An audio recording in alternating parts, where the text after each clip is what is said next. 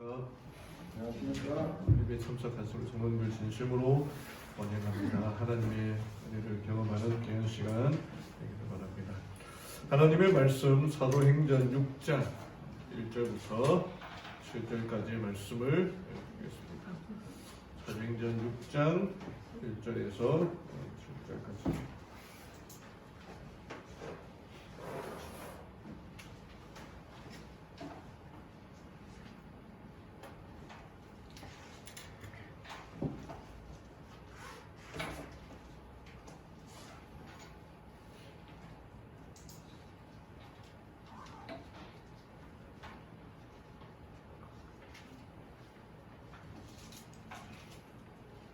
신약성경 196쪽입니다.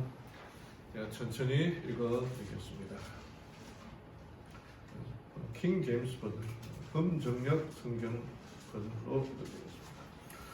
그 무렵에 제자들의 수가 크게 늘어났는데 그리스말 하는 사람들이 자기들의 과부들이 날마다 주는 배급에서 빠짐으로 히브리 사람들에게 불평을 터뜨리니라. 이에 12사도가 제자들의 무리를 자기들에게 불러 이르되 우리가 하나님의 말씀을 버려두고 상을 섬기는 것은 합당치 아니하니 그러므로 형제들아 너희는 너희 가운데서 정직하다는 평판이 있고 성령님과 지혜가 충만한 사람 7을 찾아내라. 우리가 이 일을 그들에게 맡기고 오직 우리는 계속해서 기도와 말씀 사역에 전념하니라 하리라.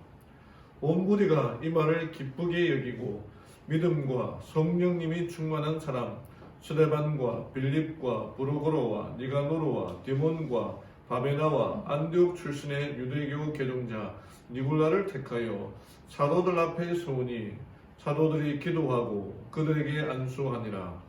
하나님의 말씀이 자라나서 예루살렘에서 제자들의 수가 크게 늘어나고 제사장들의 큰 무리도 믿음에 순종하니라. 사도행전 움직여라. 그 움직이는 힘의 원인은 성령이다. 성령의 능력으로 우리가 움직이고 변화하고 행동하고 하나님께 가까이 나아가야 한다. 그래서 사도행전 설교는 준비하는 저나 듣는 모두에게 부담이지만 하나님께서 함께 해 주실 때에 이 모든 부담도 하나님께서 들어주리라 그렇게 믿고 믿어가는 우리 모두가 되기를 바랍니다. 최근에 뉴스를 보셨던 분은 아시겠지만 이 미얀마 시민들이 민주화로 크게 투쟁하고 있습니다. 여기 보면은 살려주세요, 도와주세요 그런 음성들이 들려오고 있거든요.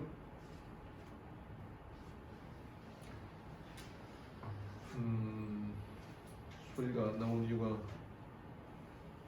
뭐가 있을 것 같은데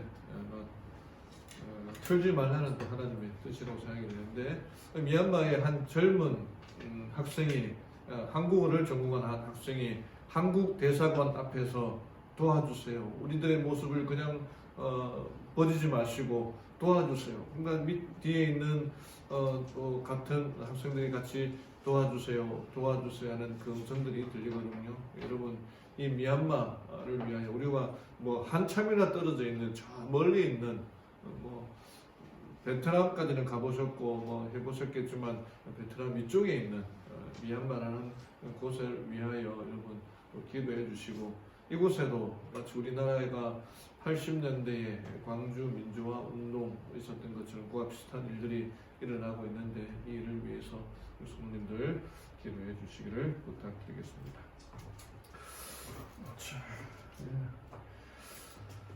여기 보면 웃음은 몸 안의 조깅이다라는 말이 있습니다. 한 사람이 여기 한 영상을 제가 보여드릴 텐데요. 이 영상을 보면은 지하철에 어떤 한 중년의 남자가 들어와서 다른 사람들은 지하철에는 다른 대부분의 사람들이 그냥 인상을 팍 쓰고 온갖 고면을 다 짊어지고 가는 것처럼 그렇게 살아가고 있는데 한 중년의 사람이 들어와서 이 패드를 펼쳐서 그 뭐 영상인지 뭘 보는데 얼마나 재밌는지 웃는 소리가 들리는데 그 웃음 소리가 어떤 영향을 미치는지 좀 보도록 하겠습니다.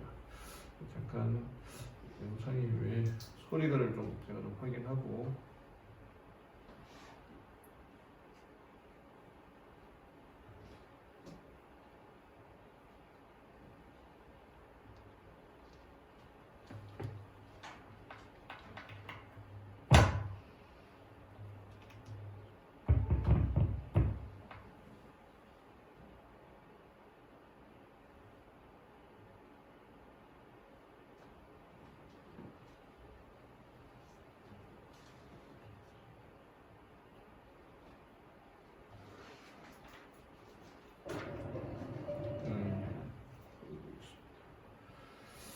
그래서 이 웃음이라는 게 얼마나 참 바이러스보다도 제일 좋은 바이러스가 웃음이라고 생각되는데 영상을 좀 보고 말씀드리겠습니다.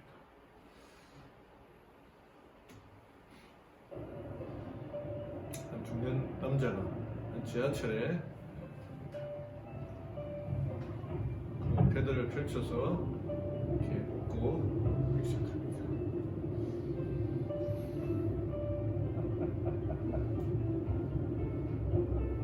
혼자서 웃기 시작합니다.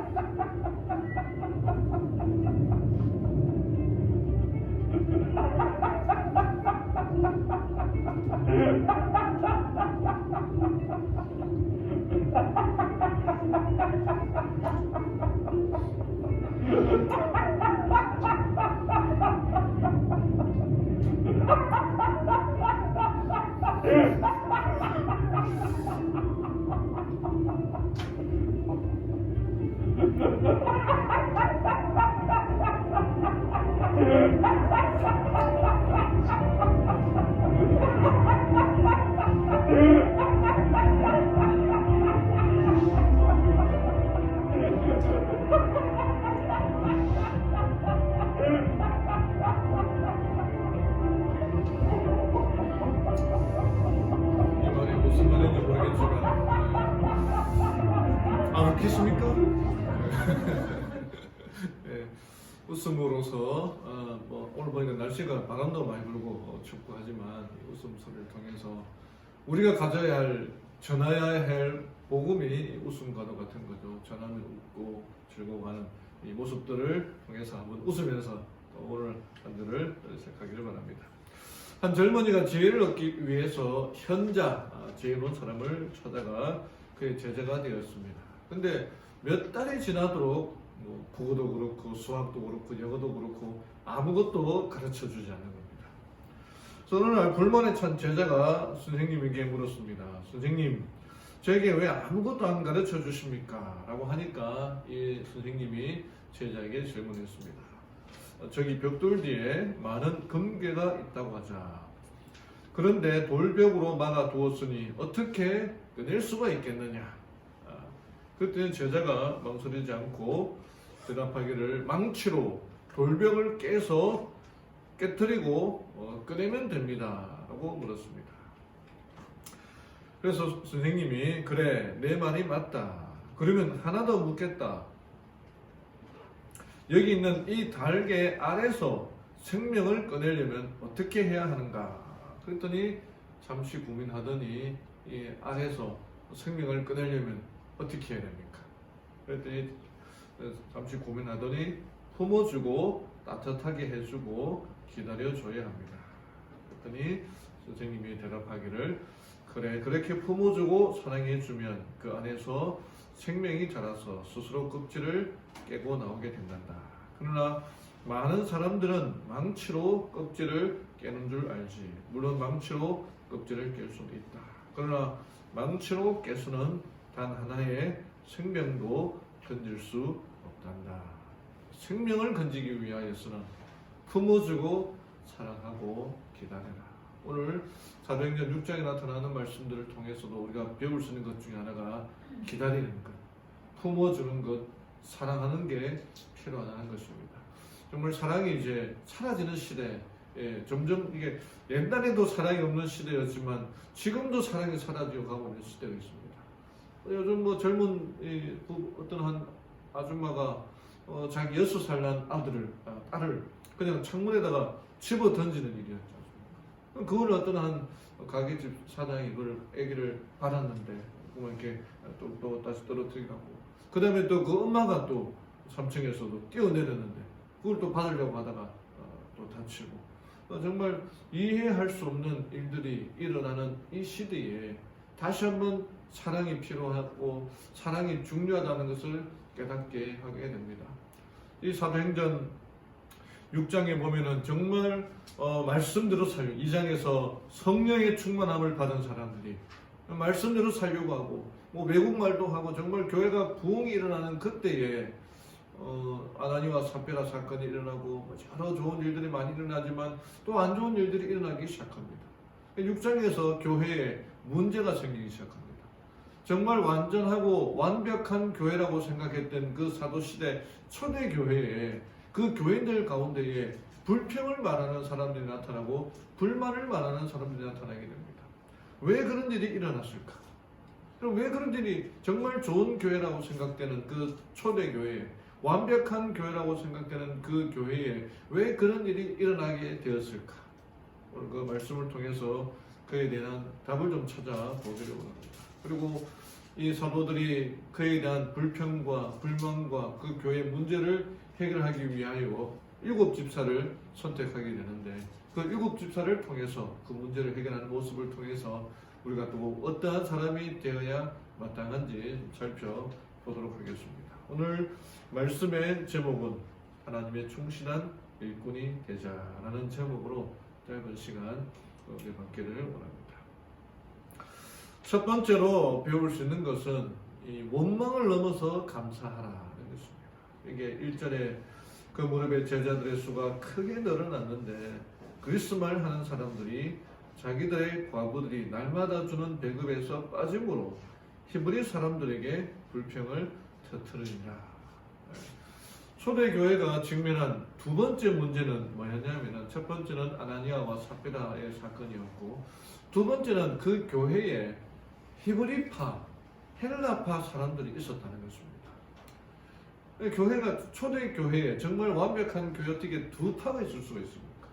근데 우리 지금의 이제 우리 교회는 그렇게 있을 수 있다라고 이해할 수 있지만 어떻게 그때에 성령 충만한 교회에 그렇게 두 파로 나뉘어질 수 있느냐라고는 질문이 있다는 겁니다. 근데 사람 사는 교회라 곳이라 그럴 수가 있다는 거죠. 여기 이제 헬라파 유대인이 뭐냐면은 성경에는 그리스말 하는 사람들이라 되어 있는데 본인들이 유대인이었지만 세계 각지에 흩어져서 살던 유대인들입니다. 그러니까 디아스포라 유대 나라가 멸망하고 유대 나라가 이제 남북 북방 이스라엘 또 남방 유다 특히 남방 유다가 멸망하고 이제 전 세계로 흩어지게 되었는데 히브리 말을 잘 못하는 사람들. 그런 헬라 말에 더 능통하죠. 그러니까 이제 유대인이긴 하지만 주류가 아닌 비주류 세계 다른 곳에서 살다가 이 기독교를 받아들인 사람을 헬라파 유대인이라고 하고 여기 히브리파 사람들, 히브리파 유대인들은 정통 유대인으로 히브리 말도 하고 헬라 말도 하는 그런 정통이라고 주류라고 할 수가 있을 것입니다. 그런데 이 교회가 이제 하나가 되어서 이 기독교를 예수 그리스도를 받아들인 교회가 되는데 그 교회 안에 구분이 되는데 헬라파 유대인 비주류가 있고 히브리파 유대인 주류가 있는 것입니다. 그런데 그 주류들이 이 교회가 이제 자기 교인들이 자기 재산을 다 팔아서 헌납해서 과부들이나 가난한 사람들이 나눠주는데 비주류라고 생각되는 사람들이 자기들이 과부들이 배급을 받지 못한다 불평을 하게 된 것입니다. 내가 어떻게 교회에서 이런 일이 일어날 수 있는가? 근데 여기에 연금 받은 글에 보면은요 사탄이 그 일을 한다는 거예요. 여기 보면은 그리하여 시간이 흘러 제자들이 증가하였을 때에 원수는 교회에 문제를 일으키는 사람들의 뒤에 누가 있는가? 사탄이 있다는 것입니다. 원수는 믿음의 형제들을 질투하고 그들의 영적 지도자들의 과오를 찾는 습관을 가졌던 어떤 사람들을 의심하게 하는데 성공하였다. 그리하여 헬라파 유대인들이 히브리파 사람들을 원망하게 되었다. 그 불평의 원인은 헬라파 과부들이 매일 구제 도움을 받는 데서 빠졌다는 주장이다.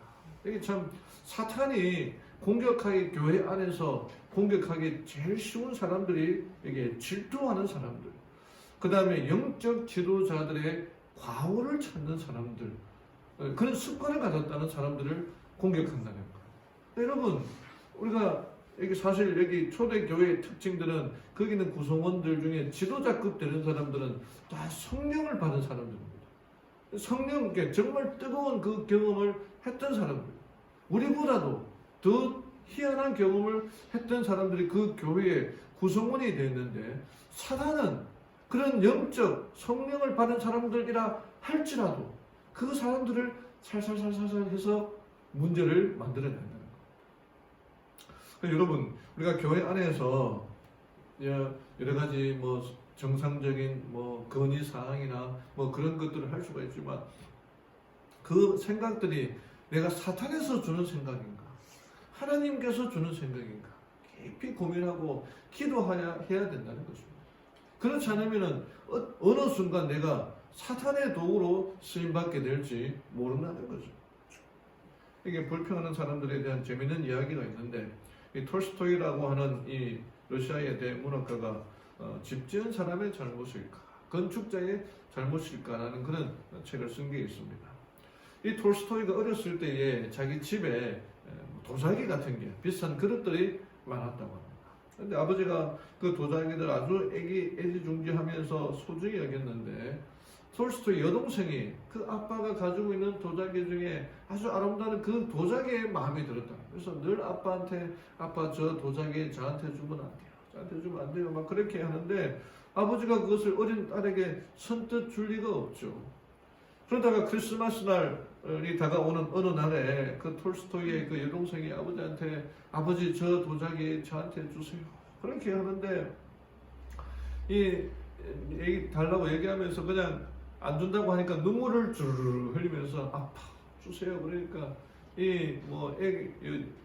딸의 뭐 애교와 뭐 눈물까지 흘리면서 그렇게 하니까 아버지가 안 줄 수가 있겠습니까? 그래서 그래 좋다, 내가 그렇게 좋아하는 것이니 그것들을 가지라고 이렇게 도자기를 주니까 이 딸이 너무너무 좋고 자기 오빠한테도 뭐 자랑하고 싶고 약도 올리고 싶고 하고서 그 도자기를 들고 뛰어가다가 여기 이제 문지방이 있죠. 문지방, 이렇게 문턱이 있지 않습니까? 그 문턱에 그만 걸려서 넘어지고 말았습니다. 넘어지면서 그 도자기가 그냥 어떻게 됐겠습니까? 와장창창창창 다 깨어지게 해가지고. 그러니까 이 여동생이 또 그냥 그 깨어진 도자기를 보면서 울며 불며 하는데, 그 이유를 뭐라고 말하냐면은, 우리 집을 지은 사람이 누구예요? 누가 우리 집을 이렇게 지어서 저를 넘어지게 했단 말이에요. 이렇게 얘기를 합니다. 맞는 말 같기도 하지만 전혀 얼토당토 않는 말이죠. 그러니까 그 동생의 그 모습들을 보고 제 잘못과 제 실수는 탓하지 않고, 그렇게 좋은 집을 건축한 건축자들에게 원망하는 이 여동생을 기억하면서 나중에 톨스토이는 건축자의 잘못일까, 집 지은 사람의 잘못일까, 그렇게 라는 글을 썼다는 것입니다. 우리들에게 있어서 원망이라는 그 이유가 어디서 나타나는지 잘 봐야 돼요. 내가 원망하고 불평하는 사람인가, 그 생각이 어디서 왔는가 살펴봐야 된다는 것입니다. 올해 1월에 미국의 조 바이든 당선자가 대통령으로 취임하면서 대통령으로 업무를 시작했습니다. 근데 조 바이든은 29살 때, 아주 젊었을 때 상원 의원이 되었습니다. 여러분, 30살도 안 돼가지고 이 국회의원, 우리나라 따지면 국회의원인데 뭐 30살도 안 되어서 이 국회의원이 되었으니까 얼마나 잘 나가는, 정말 능력 있는, 실력 있는 그런 정치인입니까? 근데 이 조 바이든이 그 해에 연말에 아주 끔찍한 일을 겪게 되는데, 교통사고가 나서 자기 아내와 자기 큰 딸을 이렇게 잃게 됩니다. 죽고 맙니다. 그리고 함께 차에 탔던 두 아들이 크게 다칩니다. 그러니까 아내, 딸이 죽고 두 아들이 다치고, 이게 29살 상원 의원이 된 그때 그 해에 일어나게 된 것입니다. 그래서 이 기독교인이었던 바이든이 하나님을 원망, 어떻게 하나님 나에게 이런 일이 일어날 수 있습니까? 큰 시대에 빠져서 헤어나지 못하고 있는데 그때 그의 아버지가 이 조 바이든에게 조그마한 액자 하나에게 빨간색 오에 있는 저 액자 하나를 선물합니다. 거기는 아주 심플한 2컷짜리 웹툰이라고 할 거예요. 만화가 그려져 있는데 미국의 유명한 작가였던 딕 브라운이라는 사람이 그린 해적에 관한 만화인데 바이든이 그것을 보고 큰 깨달음을 얻고 자기 책상 위에 올려놓게 됩니다. 이게 이번에 백악관까지 이 액자를 가지고 갔는지는 모르겠지만 그 만화의 그림은 이와 같습니다. 아주 간단한 여기 뭐 하갈이라고 하는 사람을 주인공으로 해서 딕 브라운이 그림을 그리는데 이 하갈이라는 바이킹이 어느 날 자신의 탄 배가 폭풍우 속에서 벼락을 맞아서 자초를 하게 됩니다. 그래서 하늘을 향하여 원망을 합니다. 아주 짤막한 단어, Why me라는 거예요. 왜 접니까? 왜 나에게 이런 일이 일어납니까? 라고 항의합니다. 그때 하늘에서 들리는 소리가 Why not? 왜 너는 안 되는 거니? 왜 너는 예외라고 생각하는 거니? 라고 하는 정말 짤막한 두 그림입니다. 바이든 대통령의 그 아버지가 시리에 빠져 있는 그 아들에게 보내준 그 만화인데 그 만화를 보고 큰 깨달음을 얻게 되는데 보통 사람이나 큰 시련이나 어려움을 당하면 우리가 뭐라고 생각합니까? 하나님 왜 나에게 이런 일이 그렇게 얘기하는데 우리가 수많은 사건 사고와 또 여러 가지 일어나는 일들이 뭐 구경하다가 나에게 그런 일이 일어날 때 하나님 왜 나에게 그런 일이 일어납니까? 하고 나에게는 절대로 그런 일이 일어나지 않을 거라고 생각하는데 그것이 우리에게 일어날 때 왜 나에게 why me 라고 하는 질문을 하게 됩니다. 그때 하나님의 대답이 why not? 왜 너에게는 그런 일이 안 일어날 거라고 생각합니다. 바이든이 그 귀한 사실을 깨닫고는 책상 위에 올려두고 불평하기보다 감사하자고 하는 그런 결심을 하게 되는 것입니다. 여러분 초대교회도 불평하는 사람이 있었어요. 정말 완전하고 완벽한 교회가 없다는 거죠. 불평하는 사람들도 다 성령 충만함을 받은 사람들. 정말 기도회 120명이 그 마가의 다락방에서 기도회를 하면서 이 불길 정말 성령을 받은 사람들조차도 불평을 하는 거예요. 그럼 우리는 어떻게 해야 되겠습니까? 그럼에도 불구하고 하나님의 능력을 구하고 감사하는 마음으로 살아가야 된다. 감사하며 기뻐하며 살아가는 믿음의 일꾼 모든 성도님들 되기를 간절히 바랍니다. 두 번째로 우리들에게 가르쳐 주는 것은 성령과 지혜가 충만한 사람이 되라. 이 사도 시대의 초대 교회의 헬라파 사람들이 불평을 하게 됩니다. 왜 우리는 비주를 하고 왜 우리들에게 우리 과부들은 배급을 해주지 않느냐 라고는 그 질문에 사도들이 어떻게 하는가? 지도자를 뽑아라 라고 합니다. 그리고는 그 이유가 이에 12사도가 제자들의 무리를 섬기는 자기들에게 불러 이르되 우리가 하나님의 말씀을 버려두고 상을 섬기는 것은 합당치 아니하니 그러므로 형제들아 너희는 너희 가운데서 정직하다는 평판이 있고 성령님과 지혜가 충만한 사람 7을 찾아내라. 우리가 이 일을 그들에게 맡기고 오직 우리는 계속해서 기도와 말씀 사이에게 전념하라 하니라.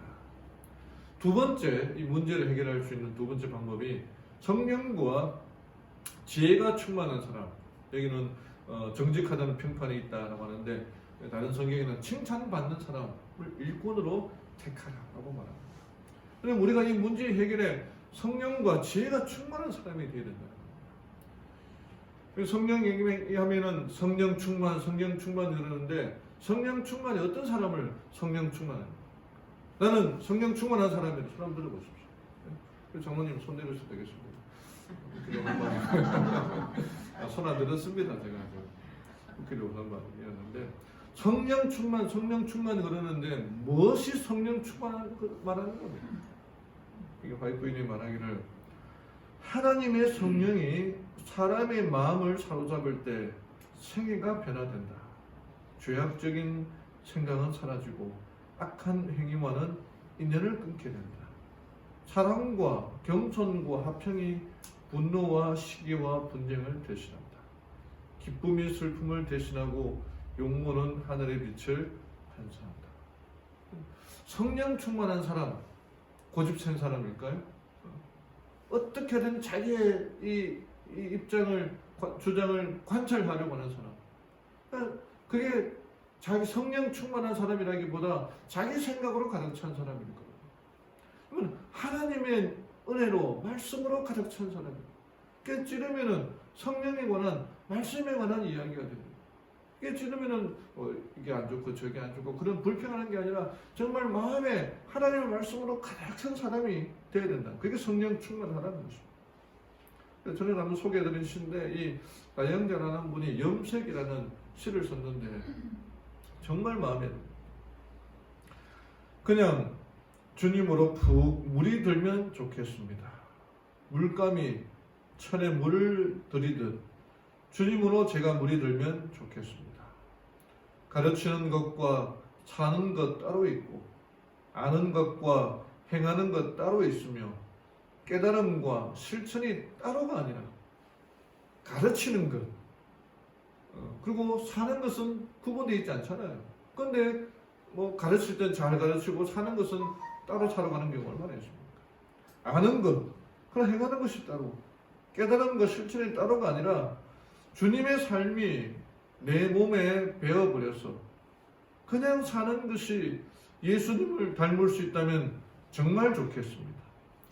주님의 말씀 줄줄 외우지 못해도 조리 있게 진리를 변증하지 못해도 그냥 사는 것이 말씀일 수 있다면 좋겠습니다. 주님으로 푹 물이 들어버리면 참 좋겠습니다. 그러니까 하나님의 말씀으로 가득 차기를 바라는 거죠. 이 사람들이 초대교회 사도들이 이제 7 집사를 선택합니다. 스테반, 빌리, 브로그로, 니가노로, 디몬, 바메나, 니골라. 물론 7 집사들 중에 이제 여기 3사람 이름만 우리가 알고 있는데, 스테반은 순교하고 빌립은 또 말씀 전하는 일에 사역을 했고, 제일 나중에 나온 니골라, 유대교에서 개종한 니골라는 이단으로 빠지기도 합니다. 나중에 한번 기간에 말씀드리겠는데, 근데 이 사람들의 특징이 뭐냐면은 헬라파 사람들이에요. 정통 뭐 주로 히브리파 사람들이 아니라 그 이름들을 보면은 헬라파 사람들, 헬라식 이름을 쓰는 사람들. 그러니까 그 불평하는 사람들의 불평을 듣고 그 중에서 히브리 뭐 정통 주류를 뽑은 게 아니라 비주류라 생각되는 사람들을 뽑아가지고 그들로 하여금 일하게 했다는 거죠. 그러니까 말씀으로 가득 차 있게 그 말씀을 전하는 일에 동참하게 했다는 거죠. 여기에 이 사진 한 장이 참 좀 갑갑하게 하는 이 사진인데, 이 몇 년 전에 이제 대구에서 일어났던 한 학생이, 덕원 중학교 다니는 한 학생이 이제 자살하려고, 친구들의 괴롭힘에 더 못 참아가지고 자살하려고 이제 올라가는 그 길에 엘리베이터에서 울고 있는 걸 이제 있었던 겁니다. 이 엘리베이터를 타고 자기 집 7층에 올라가서 베란다에서 뛰어내렸던 참 이 갑갑한 이 사진을 보면 그 이유를 알면은 저도 막 눈물이 막 나올 것 같더라고요. 친구들의 그 괴롭힘을 이겨내지 못하고. 이게 당시 그 대구 덕원 중학교에 재학 중이었던 이 2학년 김모라는 학생인데 3월 달부터 이 친구들이 괴롭히고 뭐 외국에 물고문, 그다음에 구타, 금품갈취 뭐 그런 괴롭힘을 당해가지고 유서를 쓰고는 이제 그 엘리베이터를 타고 이제 올라가서 베란다에서 뛰어내려 자살한 사건인데, 이 소년이 길고 긴 유서를 남겼는데 그 유서에 나오는 가해자들의 모습이 너무나 잔인해서 성령을 다 알 정도로 이렇게 분노하게 했는데, 유서가 참 길고 길어요. 제가 몇 장에 좀 읽으면은 여기 12월에 들어서 자살하려고 몇 번이나 결심을 했는데 그때마다 엄마 아빠가 생각이 나서 저를 박았어요. 전 너무 무섭고 한편으로는 엄마에게 너무 죄송했어요. 하지만 내가 사는 유일한 이유는 우리 가족이었기에 쉽게 죽지는 못했어요. 저 진짜 죄송해요. 물론 이 방법이 가장 불효이기도 하지만 제가 이대로 계속 살아있으면 오히려 살면서 더 불효를 끼칠 것 같아요. 그러니까 이 엄마 아빠를 굉장히 사랑했던 그 아이의 마음이 나타납니다. 이게 항상 저를 아껴주시고 가끔 저에게 용돈도 주시는 아빠 고맙습니다. 매일 제가 불을 했지만 웃으면서 넘어가 주시고 저를 너무나 잘 생각해 주신 엄마 사랑합니다. 항상 그 녀석들이 먹을 걸 다 먹어도 나를 용서해주고 나에게 잘해주던 우리 형 고마워. 그리고 항상 나에게 잘 대해주는 내 친구들 고마워. 또 학교에서 잘하는 게 없던 저를 잘 격려해 주시는 선생님들 감사합니다. 이렇게 이런 걸 할 줄 알면은 자살하면 안 되는데, 그죠? 아빠 매일 공부 안 하고 화만 내는 제가 걱정되셨죠. 죄송해요. 엄마 친구 데려온답시고 엄마 친구 데려온답시고 먹을 걸 먹게 해준 제가 바보스러웠죠. 죄송해요. 형 매일 내가 얄밉게 굴고 짜증나게 했지 미안해.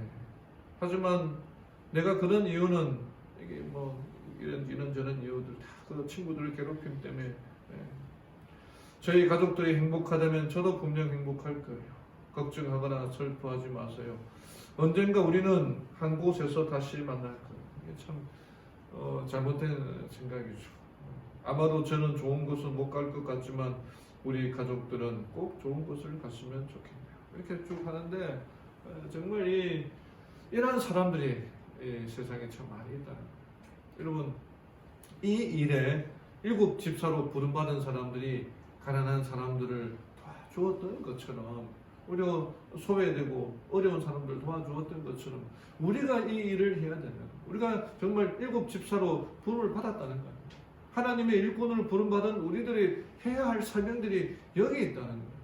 그거 상관없이 저 사람대로 나는 나대로 살아가는 것이 아니라 정말 하나님의 말씀에 푹 잠겨서 염색에 나오는 것처럼 예수님의 말씀에 푹 잠겨서 그 사랑을 전해주는 이 일에 우리가 동참해야 됩니다. 이게 바로 하나님께서 우리들을 집사로 부르죠. 장로로 부르고 목사로 부르는 그 이유가 여기 있다는 것입니다. 하나님의 일꾼 사랑하는 이 일에 동참하며 살아가는 우리 성도들 되기를 간절히 바랍니다. 마지막으로는 하나님의 동력자가 되라는 것입니다. 그러므로 형제들아 너희는 너희 가운데서 정직하다는 평판이 있고 성령님과 지혜가 충만한 사람 7을 찾아내라. 우리가 이 일을 그들에게 맡기고 오직 우리는 계속해서 기도와 말씀 사이에 전념하리라 하니라. 여러분 여기 있는 7 사람들이 다 성령 충만하고 지혜롭고 평판이 좋은 사람들이었을 것입니다. 그럼에도 불구하고 그 사람들 중에 니골라당이라고 하는 이단이 생겨납니다. 그러니까 어떻게 보면은 다시 다른 관점에서 보면은 그들이 그 중에서 그 무리들 중에서 지혜롭고 성령이 충만했다는 거죠. 꽉 차 있었다는 말도 되겠지만 우리도 마찬가지입니다. 우리 부족한 중에 하나님께서 우리를 부르셨기 때문에 이 일에 하나님의 동력자가 될 수 있는 거예요. 하나님과의 그 연결됨이 잠깐이라도 끊어지면은 이단으로 빠져나가요. 하나님과 멀어지는 사람이 될 수 있다는 거죠. 하나님의 동력자가 되기 위하여 하이프에는 이렇게 권면합니다. 목사들이 지도자들을 다 통칭해서 말합니다. 우리 교회의 신자들에게 가장 줄 수 있는 가장 큰 도움은 설교가 아니라 교인들이 일할 수 있도록 계획을 세우는 것이다. 각 신자들에게 남을 위해 봉사할 수 있는 일을 주어라.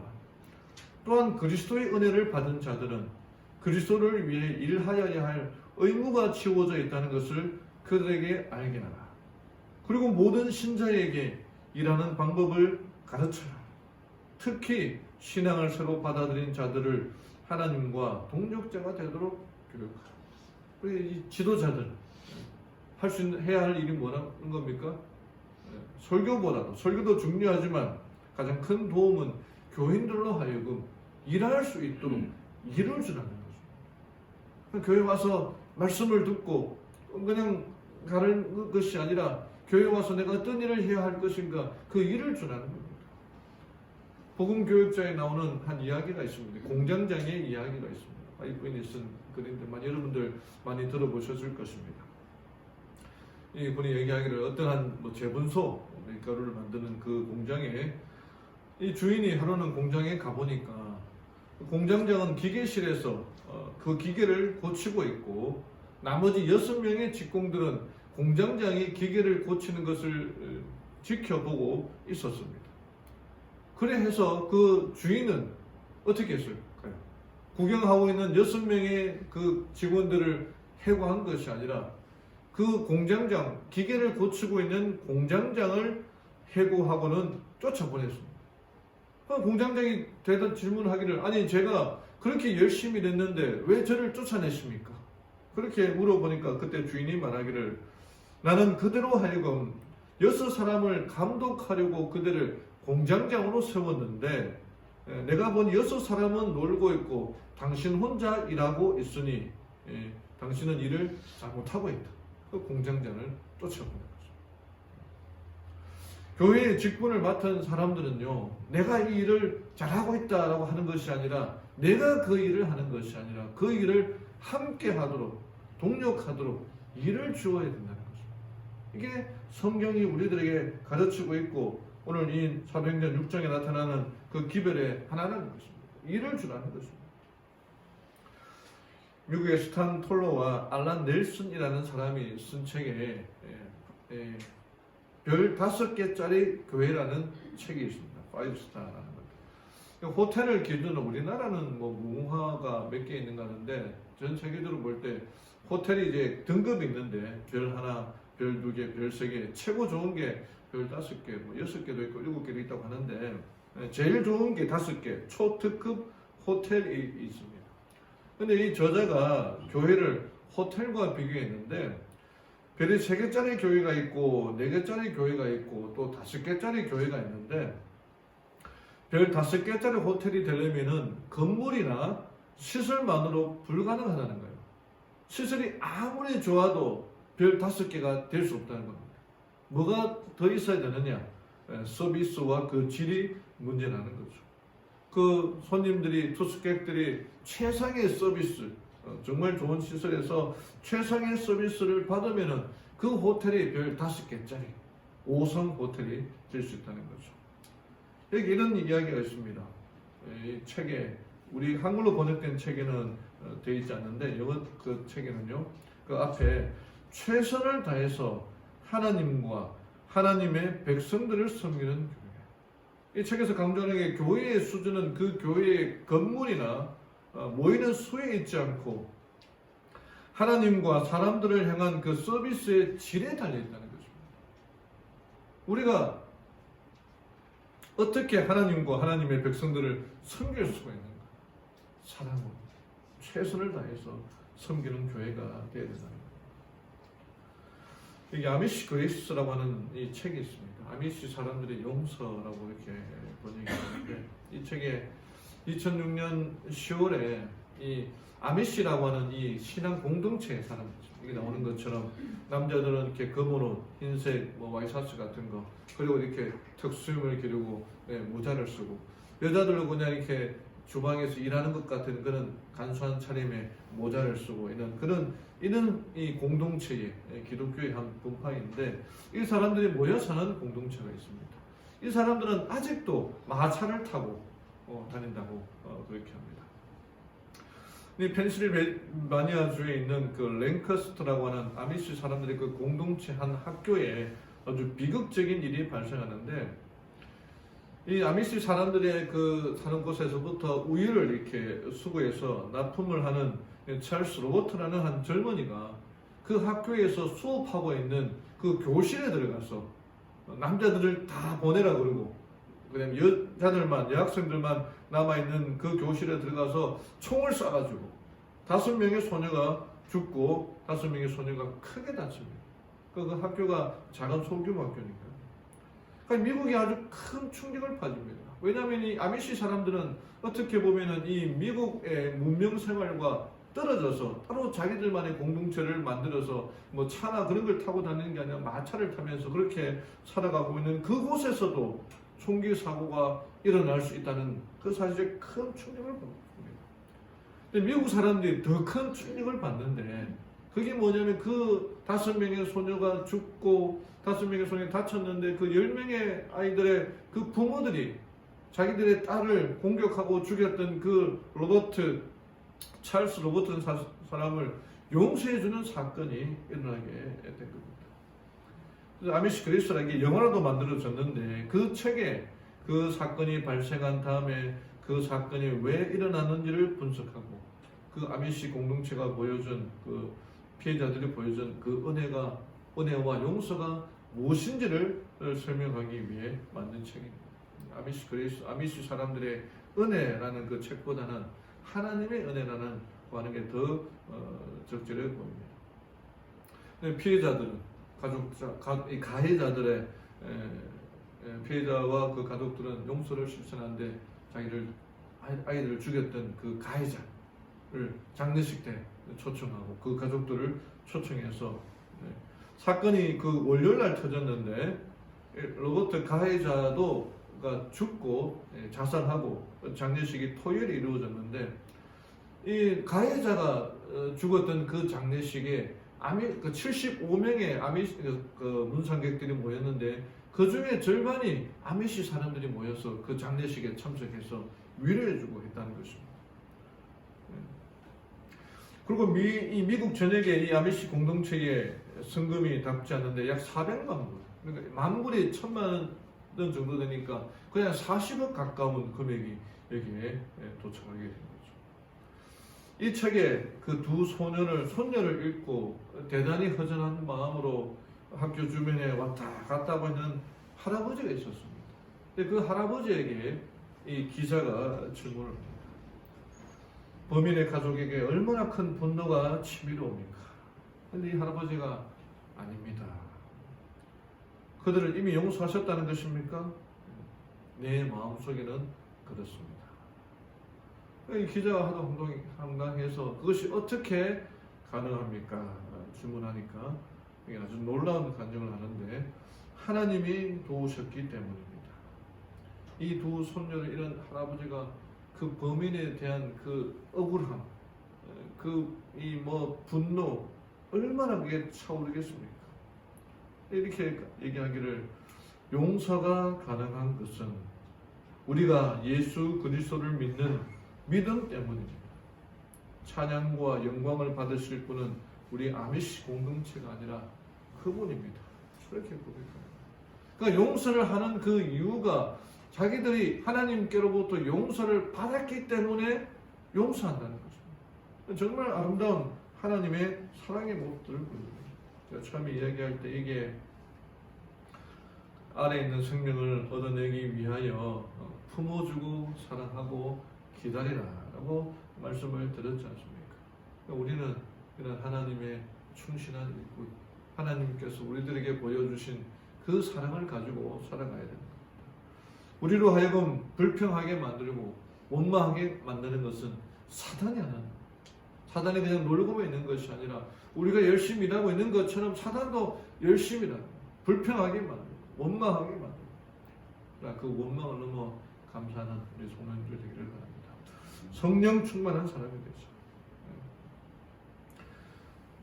할 일을 주고 주의 일을 하고 가르치는 교회, 그런 교회가 품어주고 사랑하는 교회, 하나님의 동력자가 되는 교회. 벽돌 안에 있는 그 금을 꺼내려면 망치로 깨트려야지만 그 계란에 아래 들어있는 그 생명을 꺼내려면 사랑하고 품어주고 기다려줘야 되는 것처럼 사랑하고 품어주는 교회가 되기를 바랍니다. 그래서 이 교회가, 우리도 이 교회가 별 5개짜리 교회, 정말 좋은 교회, 교회 다니는 교회, 신령한 교회, 건강한 교회가 되어서 그런 하나님의 일꾼들로 가득 찬 교회가 되어 하나님께 영광 돌리며 살아가는 모든 성모님들 되기를 바라며 오늘 말씀을 마치겠습니다.